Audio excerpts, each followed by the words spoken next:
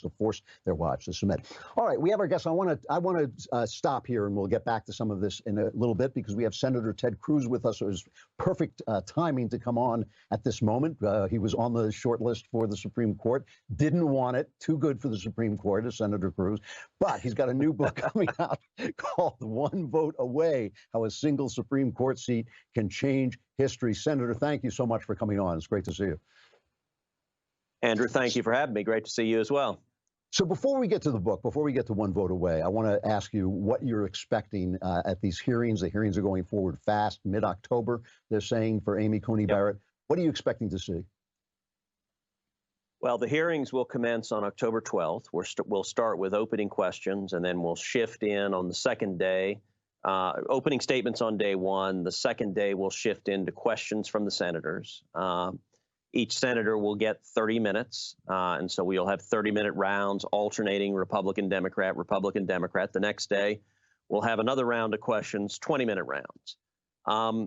I expect the Democrats to do everything they can to turn this into a political circus, just like they did to the Justice Kavanaugh hearings. A week ago, before the vacancy, the hard left was already filled with rage and fury and anger. And then you add a Supreme Court vacancy on top of it. To borrow a line from Spinal Tap, now it goes to 11. I mean, they're out of their minds. So is there any chance? And I expect it to get bad. Is there any chance after Kavanaugh, I think there was some blowback, and if there hadn't been a delay between Kavanaugh and the midterm elections, I think it would have cost Democrats in the midterms. In the age of Trump, 3 weeks is basically a year. But now the election's getting pretty close. Is there any chance they'll just hold back and restrain themselves? So, look, anything is possible, but I don't think so. I think their base demands that they go scorched earth, that their base is so enraged that you'll see Kamala Harris putting on a performance. You'll see each of the members of the Senate Judiciary. Remember, in Kavanaugh, we had Cory Booker doing his "I am Spartacus" moment. I think we'll see something like that again. And it's not clear where they're going to hit her.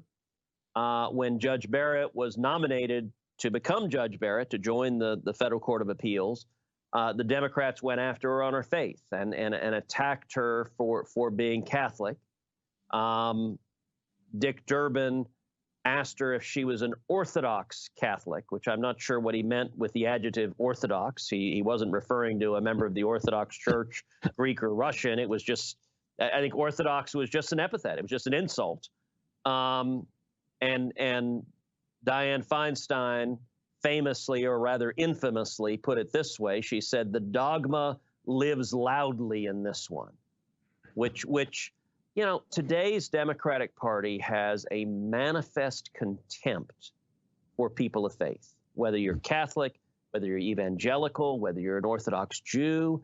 If faith is an important part of your life, the position of a lot of Democrats seems to be you are not fit for public office and you're not fit to serve as a judge. And that is that is a ridiculous position, but it's also an unconstitutional position, because the text of the Constitution explicitly prohibits a religious test for public office.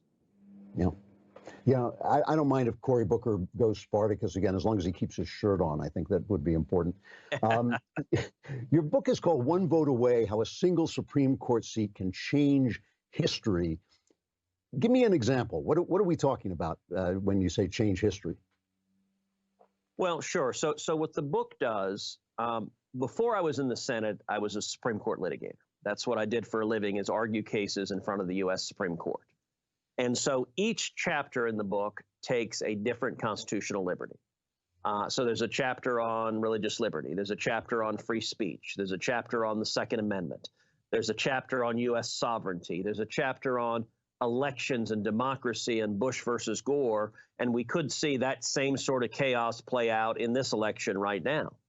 And what the book does is every chapter tells war stories, tells the inside story of what was happening in the big landmark cases. And many of those cases I litigated personally. So it takes the reader behind the curtain. It takes the reader into the court to understand who the justices are, what the disagreements are about. And it goes through many of these landmark cases were 5-4.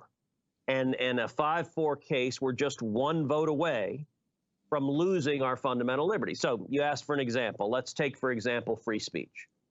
One of the cases, the chapter in free speech talks about at length, is the Citizens United case. Mm-hmm. Now, many people have heard of Citizens United, but they don't really know what it's about other than that Democrats hate it. But Citizens United, the core issue in that was whether American citizens have a right to criticize politicians. And the fact pattern, what happened there, Citizens United is a nonprofit organization that made a movie critical of Hillary Clinton. And the Obama administration went after them and wanted to fine them for having the audacity to criticize Hillary Clinton. And the case went all the way to the Supreme Court. And there was a very revealing moment at the oral argument where Justice Sam Alito asked the lawyer from the Obama Department of Justice, said, under your view of the case, does the federal government have the power to ban books, to prohibit the sale of books if they criticize a politician? And the Obama DOJ said, yes, we have the power to ban books. And I mean, it was stunning. It was radical. Now, thankfully, that extreme view was rejected, but it was rejected 5-4. There were 4 justices willing to embrace the view that the federal government can ban movies or books if they criticize a politician. And both Hillary Clinton and Joe Biden have pledged to nominate justices who will vote to overrule Citizens United. In other words, to give the federal government the power to censor you and me. And that's an example of being just one vote away, determining whether we have that liberty or we don't. You know, it's amazing. I've talked to so many liberals who would listen to Hillary Clinton rant about Citizens United and talk about dark money. And when I would explain to them what the case was about, they would kind of blanch and say, oh, yeah, you actually don't want to be able to censor books. So it is interesting. I got to ask you this because out of personal curiosity, if nothing else, you were on a short list as a Supreme Court possibility. The Babylon Bee had a hilarious article about you dressing up as a woman so you could get into the list. But in fact, you don't seem to want it. Is that true? Yeah, that is true. And I actually talk about it quite a bit in the book, One Vote Away. I talk about, for each of the 3 vacancies we've had, President Trump and I have had serious conversations about those vacancies, particularly the first vacancy, the Justice Scalia vacancy. In November of 2016, the president pressed me pretty hard on whether I would be willing to go to the court. And I was deeply honored by the possibility, but I just said flat out, no, I didn't want to do it. And that was true with the latest list. And I'll tell you the reason why, which is that a principled judge stays out of political and policy fights. And if I were a judge, I'd stay out of them. I don't want to stay out of them. I want to be right in the middle of the big epic battles we're having, whether it's free enterprise versus socialism, whether it's fighting for school choice, whether it's fighting to secure the border, whether it's fighting to rebuild the military, whether it's fighting to move our embassy to Jerusalem.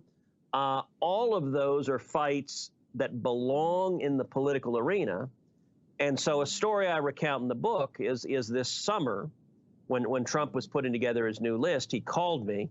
I was actually visiting my in-laws out in California. We were out at a lake with the girls. And so I was standing on the dock in my flip-flops and bathing suit, and the girls are out on the boat water skiing. And the president calls on my cell and he says, Ted, I want to put together a new list for the Supreme Court. And he said, hey, can I add you to the list? I'd like to add you to the list. And I told him on the phone, I said, Mr. President, if it's helpful, if it's beneficial to put me on the list, sure, I'm happy to be on it if it's helpful for me to be on it. But you should know I don't want the job and I wouldn't take it. And that's what I've told him for each of the 3 vacancies. And frankly, Andrew, you can see why right now. The fight over Judge Barrett. In the Senate, we are in the middle of an epic battle, and I am leading the fight to confirm Judge Barrett. And I hope to be part of nominating and confirming 2, 3, 4, 5 principled constitutionalists to the court. I just don't want me to be one of them. I'm just about out of time, but I have to ask you, as the debate is coming up, this polls seem incredibly locked down. They seem incredibly steady with Biden in the lead. Do you see this as a genuine problem going forward, or do you doubt the polls? How do you feel? Quickly, I have to ask you, how do you feel about the election going on? I think the election is volatile. It could go either way. The left is going to show up in huge numbers. They hate the president. They'll crawl over broken glass. We got to make sure everyone else shows up. We got to make sure the people who love free enterprise and the Constitution and Bill of Rights show up. And let me encourage your listeners. The book, One Vote Away, it came out today, so it just launched today. It's already number 5 on Amazon bestsellers list as of noon today. Go to Amazon, go to Barnes & Noble, anywhere you get your book. Order the book, and it's designed, you don't have to be a lawyer. It's designed to be interesting and fun and give you the inside story. If you care about the election and the stakes in 2020, this lays it out powerfully. If you care about the Supreme Court, if you want to know what's really at stake in the battle over Judge Barrett becoming Justice Barrett, this book is designed to explain all of that in a readable, fun way that also hopefully will help you learn more about what the fight is all about. Great. Thank you very much, Senator Ted Cruz. The book is One Vote Away, How a Single Supreme Court Seat Can Change History. It's always good to see you, Senator. Thanks a lot. Take care. God bless.